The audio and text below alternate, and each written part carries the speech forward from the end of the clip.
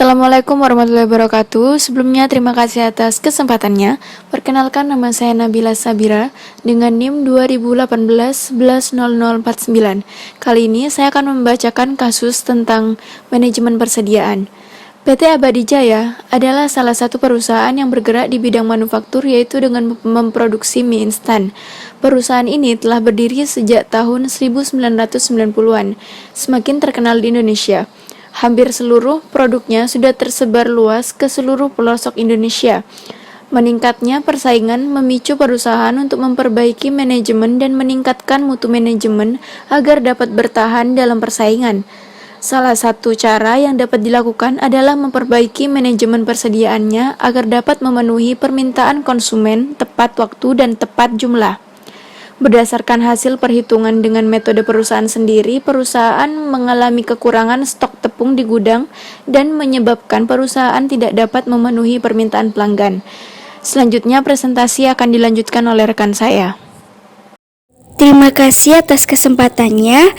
Di sini saya akan melanjutkan dari rekan saya yang sebelumnya. Hal ini membuat perusahaan harus memberhentikan proses produksi dan menunggu sampai produk tepung datang. Hal tersebut dapat membuat perusahaan mengalami kerugian karena tidak adanya pemasukan, namun harus tetap mengeluarkan biaya-biaya untuk para pekerja. Berdasarkan permasalahan tersebut, maka perlu adanya analisis pengendalian persediaan produk tepung pada PT Abadi Jaya untuk bisa memproduksi mie instan dengan baik. Dalam kasus ini diketahui, asumsikan bahwa kebutuhan bahan selama 1 tahun 480.000 unit dengan harga per unit Rp10. Biaya pesan setiap kali pesan Rp60.000, biaya simpan 40% dari nilai rata-rata persediaan, safety stock 30.000 unit, dan waktu tunggu atau lead time selama setengah bulan.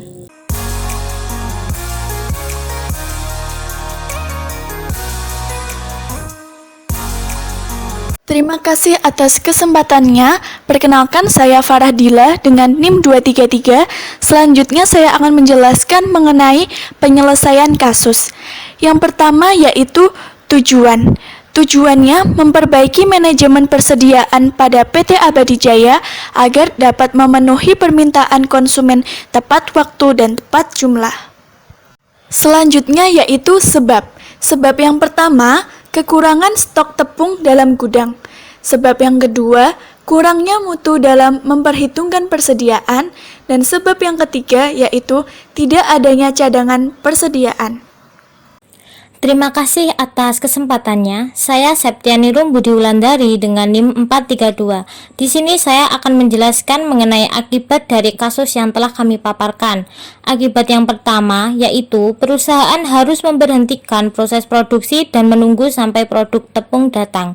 Untuk akibat yang kedua, perusahaan akan mengalami kerugian karena tidak mendapatkan pemasukan, namun di sisi lain harus membayar biaya pekerja. Untuk akibat yang ketiga, perusahaan tidak dapat memenuhi permintaan pelanggan, sehingga dari akibatnya perusahaan akan mengalami kerugian karena kekurangan persediaan.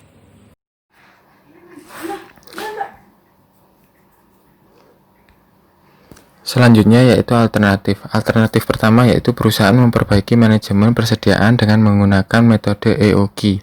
Alternatif kedua yaitu melakukan perhitungan persediaan secara fisik pada persediaan. Alternatif ketiga yaitu mengganti supplier supaya bisa memesan bahan baku secara mendadak. Kemudian yang alternatif keempat yaitu menambah gudang persediaan. Sekian, terima kasih.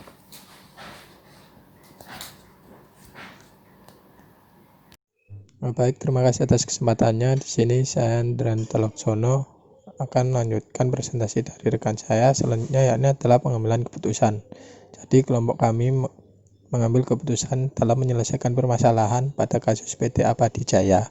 Kami memilih alternatif 1 dan 2, yaitu perusahaan memperbaiki manajemen persediaan dengan menggunakan metode EOQ dan melakukan perhitungan persediaan secara fisik pada persediaan sebagai solusi untuk mencegah adanya kekosongan persediaan yang dapat mengecewakan pelanggan dan kerugian pada perusahaan.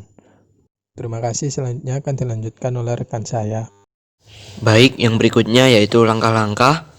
Pertama, menentukan pembelian bahan baku yang ekonomis. Kedua, menentukan frekuensi pembelian bahan baku.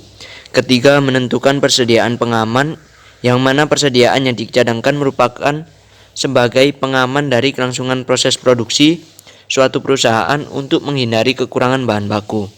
Keempat, menentukan titik pemesanan kembali atau reorder point.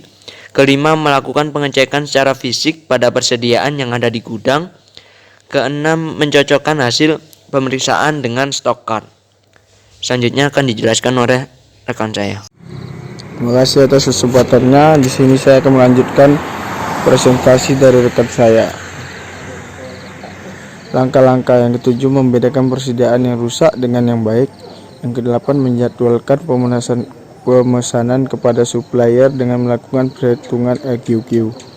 Perhitungan EQQ atau pangkat 2 dikali R kali O dibagi C kali P. Sekian, terima kasih. Terima kasih atas kesempatannya. Saya akan melanjutkan presentasi dari rekan saya. Yang berikutnya, perhitungan EOQ.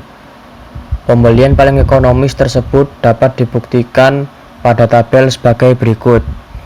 Perhatikan tabel berikut.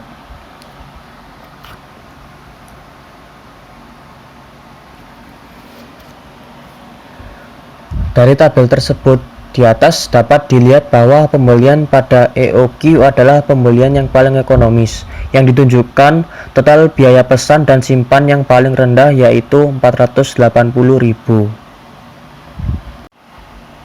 Lalu yang berikutnya, perhitungan ROP. ROP sama dengan safety stock plus penggunaan selama masa tunggu. ROP sama dengan 30.000 plus 480.000 dibagi 12 dikali 0,5.